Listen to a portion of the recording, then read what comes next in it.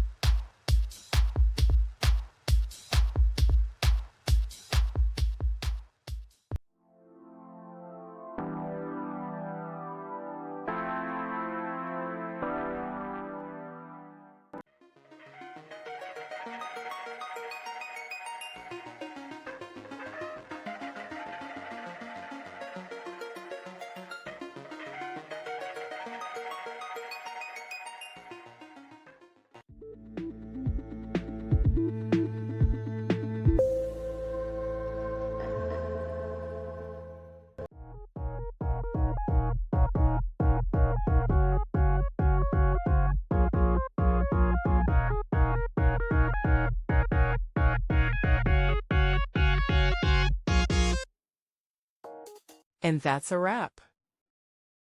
I hope you found the answer you were looking for. If you did, take a second to hit that subscribe button. It really helps out. And let me know in the comments which solution worked best for you. See you next time in the debug zone.